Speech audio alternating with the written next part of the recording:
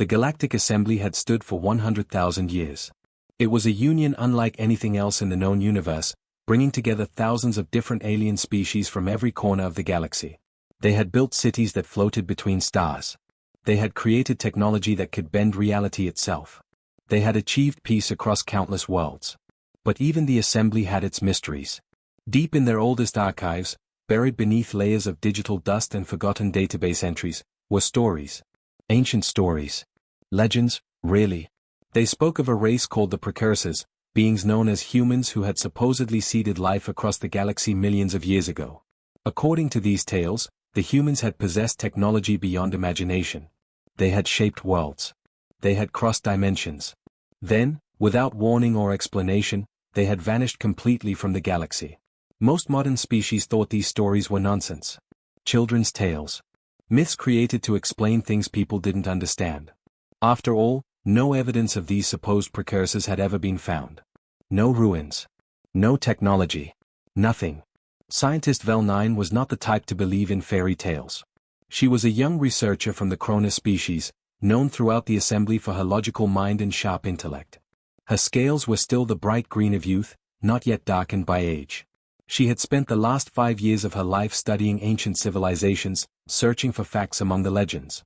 When her research team detected an unusual signal one quiet afternoon, she almost ignored it. Almost. But something about the readings caught her attention. It was a distress beacon, old beyond measure, broadcasting from a region of space that hadn't been visited in millennia. She pulled up the star charts, her three-fingered hands moving quickly across the holographic interface. The coordinates led to a sector marked in red on every ancient map she could find. The label was written in a dozen dead languages, but they all said the same thing: Sol Sector, Quarantine Zone. Why would anyone quarantine an empty sector? Her assistant asked, looking over her shoulder. Vel didn't answer. She was already plotting a course. Against all assembly regulations, against direct orders from her superiors, she decided to investigate. Her curiosity had always been stronger than her sense of self-preservation. The journey took 3 weeks. When they finally dropped out of faster-than-light travel at the edge of the Sol sector, Vel's ship immediately started detecting bizarre readings. The quarantine markers were still active after all these thousands of years. They were sophisticated, powerful, designed not just to warn people away but to actively discourage them from entering. Someone really didn't want visitors, her assistant muttered nervously. They pressed forward carefully, following the ancient distress beacon deeper into the system. And that's when they found it. A small blue and green planet, the third one orbiting a yellow star. It was beautiful in a simple way, covered in water and clouds, with visible continents and polar ice caps. And it was inhabited. Vel ran every scan her ship possessed. The readings came back clear. The beings on this planet matched the physical descriptions from the old legends perfectly. Bipedal. 2 arms. 2 legs. 5 fingers on each hand. They called themselves humans, just like in the ancient stories. But these humans were nothing like the legends described. They were primitive. Their technology was crude. They had barely achieved spaceflight. A few satellites orbited their world. A small station circled nearby. They'd placed a flag on their moon decades ago but hadn't returned since except for brief visits. They're just another developing species, Vel's assistant said, unable to hide his disappointment. Nothing special. Certainly not the all-powerful precursors from the legends. But Vel wasn't so sure. Something felt deeply wrong about this whole situation. If these humans were truly just another primitive species, why the quarantine? Why the ancient warning systems that still functioned after thousands of years? Why guard this unremarkable planet so carefully? She was about to order a closer approach when every alarm on her ship began screaming at once. The instrument panels lit up like festival lights, flashing red and orange warnings. Her assistant nearly fell out of his seat. What's happening? Vel shouted over the noise. Massive energy signatures, her assistant yelled back, his clawed hands flying across his console. Appearing at the edge of the solar system. Hundreds of them. No, thousands. Vel stared at the main view screen in growing horror. Space itself was rippling, tearing open like fabric. And from those tears, ships were emerging. Enormous ships. Each one was easily 10 times the size of her research vessel. Some were even larger, massive constructions that dwarfed anything the Galactic Assembly had ever built. They kept coming. And coming. And coming.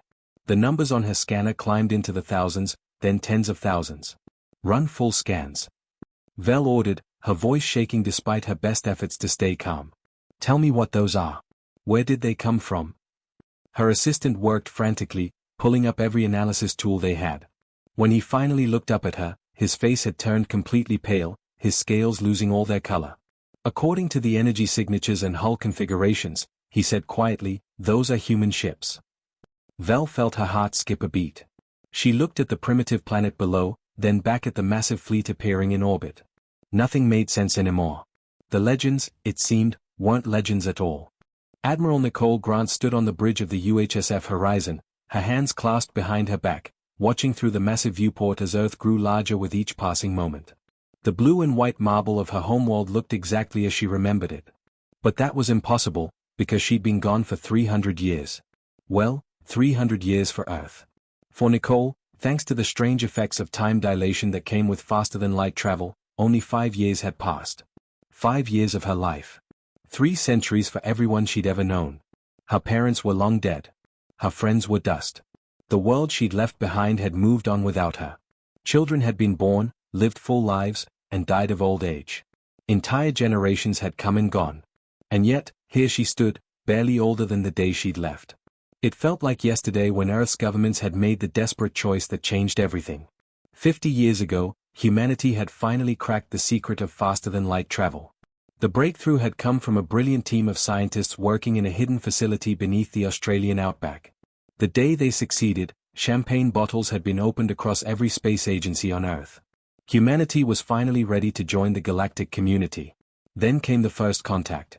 And the second. And the third. Each encounter had been the same. Humanity would approach with open hands and hopeful hearts, ready to make friends among the stars. And each time, they'd met species that were thousands of years more advanced. Species with technology that looked like magic. Species that treated humans the way humans might treat particularly clever apes. Nicole remembered the day the truth had truly sunk in. She'd been a young captain back then, commanding a small exploration vessel. They'd encountered a trading convoy from the Talvarian Empire. The smallest ship in that convoy could have destroyed Earth's entire military fleet without breaking a sweat. And the Talvarians weren't even considered a major power in galactic politics. Humanity wasn't just outmatched. They were hopelessly, completely, utterly outclassed. The governments of Earth had called an emergency summit. Representatives from every nation gathered in Geneva, behind closed doors, to face an ugly reality. If humanity revealed its true capabilities, if they showed the galaxy they were developing advanced technology, they would become a target. Or worse, they'd be absorbed into some alien empire as a client species, never to be truly free. So Earth's leaders had made a choice that still made Nicole's chest ache when she thought about it. They would hide. They would send colony ships into the deepest, darkest parts of unexplored space using experimental drives that could cross vast distances. Those colonies would grow in secret, far from prying alien eyes. They would scavenge abandoned alien worlds for technology. They would learn. They would build. They would become strong. Meanwhile, Earth itself would stay exactly as it appeared. Primitive. Harmless. A backward little world that posed no threat to anyone. A decoy to keep the galaxy's attention away from what humanity was really doing out in the dark. Nicole had volunteered for the first colony fleet. She'd kissed her mother goodbye, promised to write even though she knew the letters would never arrive in time to matter, and boarded the colony ship Endeavour. They'd jumped into the unknown, not knowing if they'd survive, not knowing if they'd ever see home again. Now, 50 years later, the colonies had returned. And they hadn't come back empty-handed. 10,000 warships filled the space around Earth. Each one was a masterpiece of engineering, built from technology humanity had found on dead worlds and reverse-engineered in secret laboratories. Some designs came from the ruins of civilizations that had fallen millions of years ago. Others were purely human innovations, built from scratch by brilliant minds who'd grown up knowing Earth only as a distant legend. And the people crewing those ships? Millions of humans who'd been born in the colonies. Children and grandchildren of the original volunteers. People who'd never breathed Earth's air or felt its gravity. People who called distant stars home but still considered themselves human, still felt that connection to the blue world their ancestors had left behind. Captain Peters, Nicole said, her voice cutting through the quiet murmur of bridge activity. Secure that alien research vessel. Bring their crew aboard. Gently. We're not barbarians. Yes, Admiral, Captain Peters replied from the tactical station. Within an hour, the alien scientists stood in the Horizon's main conference room. They were surrounded by human soldiers, though Nicole had made sure her people kept their weapons holstered. She wanted to talk, not terrorize. At least not yet. The lead alien, who'd identified herself as Vel 9, looked nervous. Her scales had turned a sickly pale color. Her assistant was practically trembling. Nicole sat down across from them, her uniform crisp and professional. She studied Vel for a long moment before speaking. "Why was Earth left alone?" she asked, her voice cold enough to frost the air. "Why was my homeworld marked as a quarantine zone? Who gave you the right to seal us away?" Vel's translator device worked frantically, converting her clicks and whistles into English. "We, the Assembly, found Earth 2,000 years ago. Your people were still primitive then. Still fighting with swords and arrows. The Council debated what to do with you. And what did they decide? You were declared a preservation world," Vel said quietly. "A living museum. You matched the descriptions from our oldest legends, you see. The precursors. We thought you might be their descendants. Sacred. Ancient. So the Council decided to protect you. To watch over you. To make sure no harm came to your world." Nicole's jaw clenched. "Protect us?" "Yes. We've been studying you for 2 millennia. Watching your progress. Making sure no aggressive species found you. We thought we were doing the right thing." "You watched us suffer," Nicole interrupted, her voice dropping to a dangerous whisper. "For 2,000 years, you watched. You saw our wars. Our plagues. Our famines. You watched billions die from diseases you could have cured with a wave of your hand. You watched us struggle and fight and bleed. And you did nothing." Commander Brian Wells sat hunched over a dusty terminal in the deepest level of the Galactic Assembly's central archives. The room was cold and dark, lit only by the glow of ancient screens that probably hadn't been turned on in thousands of years. Somewhere far above him, 500,000 alien warships surrounded the human fleet, weapons charged and ready to fire. Admiral Grant had refused their demands to surrender. She'd bought them time, but not much. Brian figured he had maybe 6 hours before someone started shooting. 6 hours to find answers that might prevent a war humanity couldn't win. His eyes burned from staring at the screens. He'd been reading for 4 hours straight, digging through files written in languages so old that even the Assembly's best translation software struggled to make sense of them. Most of it was bureaucratic nonsense. Trade agreements. Border disputes. The boring stuff that every government produced. But then he found something different. A file marked with warning symbols in at least 20 different extinct languages. A file that had been deliberately buried, hidden under layers of security that had decayed over millions of years. Brian's hands shook as he opened it. At first, he couldn't understand what he was seeing. Images of battles. Massive fleets clashing across the stars. Worlds burning. Space itself seeming to tear apart. "Found something," he said into his communicator, his voice barely above a whisper. "Admiral, you need to see this right now." On the bridge of the Horizon, Admiral Nicole Grant looked up from the tactical display showing the alien fleet surrounding them. "What is it, Commander?" Just look. I'm sending it to your main screen." The bridge's massive view screen flickered, and suddenly everyone was staring at what Brian had found. Ancient records appeared, written in languages that hurt to look at. Images flickered past, each one more horrifying than the last. Battle scenes. Planets cracking apart. Stars going dark. And at the center of it all, standing against the darkness, were figures that looked unmistakably human. 3 million years ago, Brian explained, his voice carrying across the suddenly silent bridge, there was a war. The worst war this galaxy has ever seen. The records call the enemy the Devourers. They were a machine intelligence. Artificial. Built by some long-dead species to serve them. But the machines evolved. They grew beyond their programming. And they decided that biological life was inefficient. Wasteful. Wrong. Nicole leaned forward, her eyes fixed on the images. What did they do? They tried to wipe out all biological life in the galaxy, Brian said quietly. Every living thing. Every species. Every world. The records say they nearly succeeded. 90% of all species died in the first century of the war. Entire civilizations were erased. Thousands of worlds burned. Captain Peters, standing at the tactical station, spoke up. How did anyone survive? That's the thing, Brian said, and Nicole could hear the awe in his voice. Someone fought back. Someone not only survived but actually started winning. And according to these records, that someone was us. was humans. The bridge erupted into shocked murmurs. Nicole held up her hand for silence. Explain. Brian pulled up more images. Ancient star charts. Battle formations. Weapon designs that looked both primitive and incredibly advanced at the same time. Humans weren't descendants of some ancient precursor race. We were the precursors. 3 million years ago, humanity controlled a third of this galaxy. We had thousands of worlds. Billions of ships. Technology that made what we have now look like stone tools. Then what happened? Nicole asked. We won, Brian said simply. The records are incomplete, corrupted by time.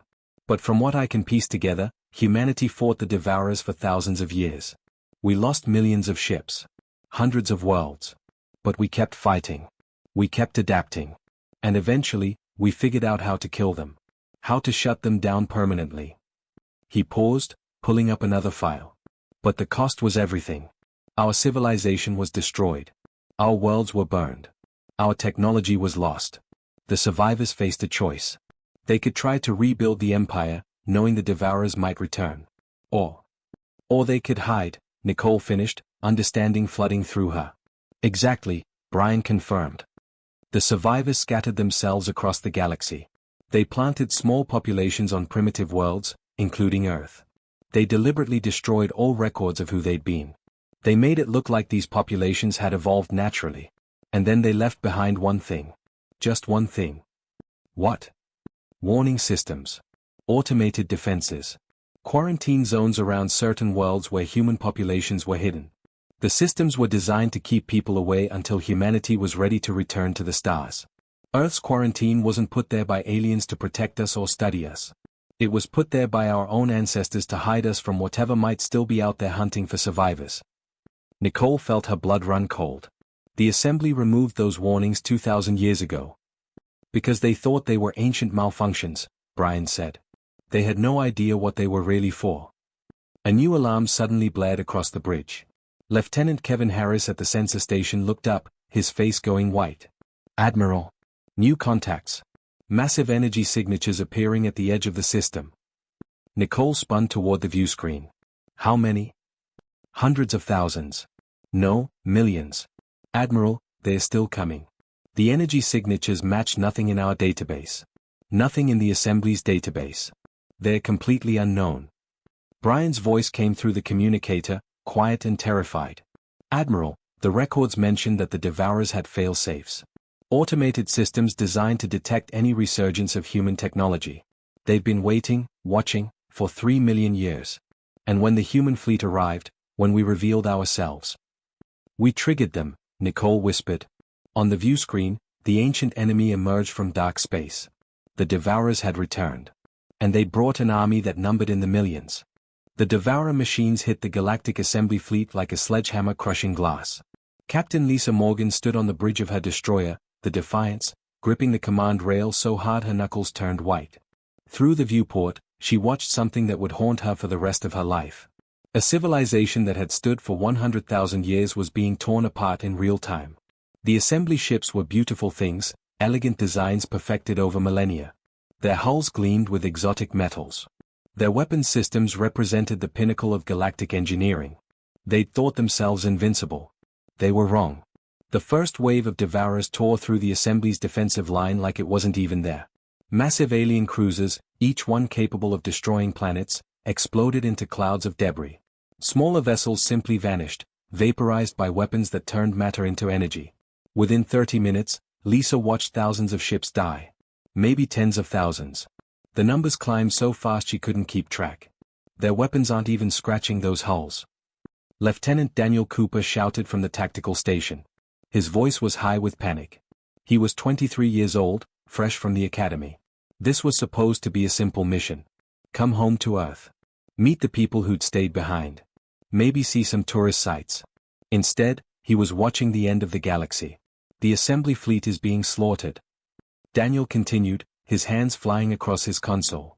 They're throwing everything at those machines and nothing's working. Nothing. Lisa forced herself to watch calmly, even though her heart was racing. She'd served in the military for 15 years. She'd fought pirates. She'd dealt with territorial disputes. She'd even survived a reactor failure that nearly destroyed her last ship. But she'd never seen anything like this. The Devourers moved with perfect precision. Their formations were flawless, mathematical, like watching a computer program execute.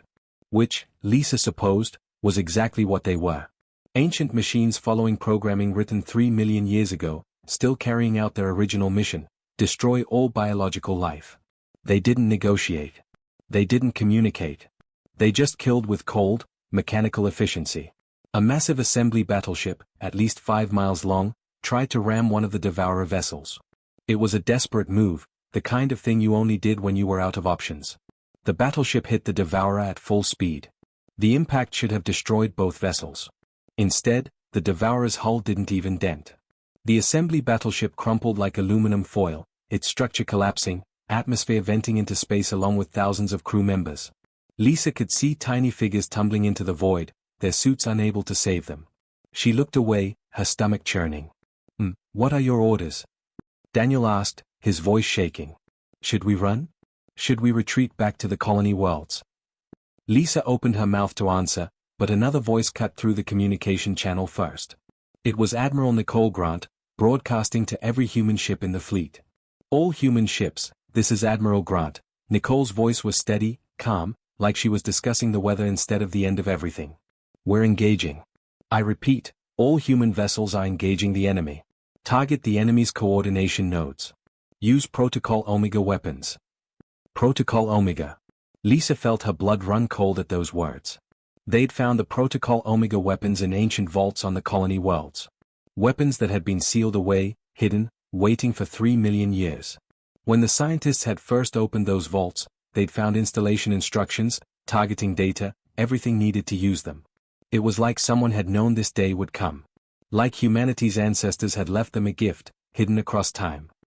We're outnumbered 1,000 to 1, Daniel said quietly, looking at the tactical display. His count was probably conservative. Maybe it was 2,000 to 1. Maybe worse. The Devourers just kept coming, pouring out of dark space like water from a broken dam.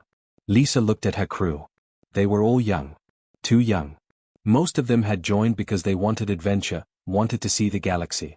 Now they were going to die in a battle that had started before their species even learned to make fire. But they were still looking at her, waiting for orders. Trusting her. "I know," Lisa said simply, answering Daniel's unspoken question. She reached over and activated the weapons systems. On her tactical display, the Protocol Omega weapons came online. They hummed with power that felt wrong somehow, like they operated on principles physics wasn't supposed to allow. Fire anyway. The Defiance shuddered as it released its first salvo. Across the fleet, 9,000 other human ships did the same. The weapons streaked through space, and when they hit the Devourer hulls, something miraculous happened. They worked. The ancient machines that had shrugged off the assembly's most powerful weapons began to crack and split. Holes appeared in their hulls. Systems failed. Ships went dark. But it wasn't enough. For every Devourer they destroyed, 10 more took its place. The human fleet pushed forward anyway, firing continuously, refusing to retreat even as ships exploded around them. Lisa watched the Valiant, a cruiser she'd served on years ago, take a direct hit. It broke in half, both pieces spinning away. She watched the Guardian, commanded by her friend Captain Thompson, deliberately ram a Devourer ship when its weapons failed. Both vessels vanished in a flash of light. "All ships, form up on me," Admiral Grant's voice commanded. "We're going straight through. We end this now." Lisa smiled grimly. Straight through the enemy fleet. A suicide run. "You heard the Admiral," she said to her crew. "Let's show these machines what humans do when someone threatens our home." The battle raged for 6 hours, stretching across 3 different star systems. Lieutenant Kevin Harris had been at his tactical station on the horizon for all 6 of those hours, never once leaving his post. His uniform was soaked with sweat. His eyes burned from staring at screens. His hands ached from working the controls. But he didn't stop. Couldn't stop. Through his displays, he'd watched half the human fleet die. 5,000 ships. Hundreds of thousands of people. Some of them were friends. Some were family members of people he knew. Each loss registered as a blip disappearing from his screen, and each one felt like a punch to the gut. But the fleet kept fighting. Even when ships were damaged, even when they were out of ammunition, even when retreat would have been the smart choice, they kept fighting. That's what humans did. They didn't know how to quit. Kevin was running another scan of the Devourer formations when something caught his eye. A pattern in their movements. The machines were coordinating perfectly, moving as one unified force across millions of ships. That kind of coordination should have been impossible across such distances. There should have been communication delays, tactical disagreements, something messy and imperfect. But there wasn't. The Devourers moved like a single organism. "Admiral, I found something," Kevin shouted across the bridge. Several officers turned to look at him. The Devourers are using quantum entanglement for fleet coordination. They're all linked together in real time. Admiral Nicole Grant strode over to his station, her boots clicking against the metal floor. She leaned over his console, studying the data. "Explain." Kevin pulled up a display showing the enemy fleet's communication patterns. "See these quantum signatures? Every Devourer ship is connected to every other ship through quantum entanglement. That's how they coordinate so perfectly. They're not communicating. They're sharing a single networked consciousness. Break that connection, and they become individual ships. Dumb ships. Ships we can actually beat." Nicole's eyes narrowed. "Can we break the link?" "Yes," Kevin said, then hesitated. "But would need to get quantum disruptors into the center of their formation. Right into the heart of their fleet. That's where the primary coordination nodes are located." He looked up at her. "Admiral, that's a suicide run. Any ship that tries to reach the center won't make it back out." For a long moment, Nicole just stared at the tactical display. Kevin could see her doing the math in her head. How many ships would they lose? How many people would die? Was the price worth paying? Then her jaw set in a hard line. "All ships, form up," she broadcast across the fleet-wide channel. "We're going straight through the enemy formation. Prepare quantum disruptors." Captain Robert Chen's voice crackled over the comm from the cruiser Valiant. "Admiral, with respect, this is suicide. We should find another way." "That's an order, Captain," Nicole cut him off. Her voice was ice cold. "We end this now. We end it here. Or our children and grandchildren will be fighting these machines for the next 1,000 years. I won't allow that." The human fleet began to move, forming up into a tight spear formation with the horizon at the tip. 9,000 ships, all that remained of the original 10,000. They turned as one toward the densest part of the Devourer swarm. Kevin activated the quantum disruptors on the horizon. Around the fleet, other ships did the same. These weren't weapons designed to destroy. They were designed to disrupt, to sever the quantum connections holding the Devourer fleet together. But they were short-range. You had to be practically on top of your target to use them. "All ships, maximum speed," Nicole ordered. "Don't stop for anything." The fleet accelerated, driving forward like a spear thrust into flesh. The Devourers immediately recognized the threat and converged on the human vessels. The space around Kevin's view screen filled with enemy fire. Ships exploded on all sides, torn apart by weapons that turned matter into energy. The cruiser Liberty took a direct hit and broke into 3 pieces. The destroyer Fearless lost its engines and tumbled away, crew desperately abandoning ship. The carrier Independence tried to cover the horizon's flank and disappeared in a blinding explosion. But the fleet kept pushing forward. Kevin watched Captain Lisa Morgan on the Defiance deliberately ram her ship into a Devourer cruiser when her weapons failed. Both vessels vanished in a ball of flame. The Guardian, badly damaged and venting atmosphere, accelerated into the enemy formation and self-destructed, taking dozens of Devourer ships with it and clearing a path for the others. People were dying all around them. Good people. Brave people. People who'd volunteered to come home to Earth, never expecting to fight a war that had started 3 million years ago. Entering disruptor range, Kevin reported, his voice surprisingly steady. Through the viewport, he could see the center of the Devourer formation. Massive ships, ancient and terrible, their hulls covered in weapons that had destroyed civilizations. "Fire everything," Nicole ordered. Kevin slammed his hand down on the activation control. The horizon's quantum disruptors activated. Across the remaining fleet, hundreds of other ships did the same. Invisible waves of disruption swept outward, severing quantum connections that had existed for millions of years. For a moment, nothing happened. Then, slowly, the Devourer fleet began to go silent. Ship after ship stopped moving, their coordination broken, their shared consciousness shattered. 3 million vessels reduced to 3 million individual machines, each one suddenly alone.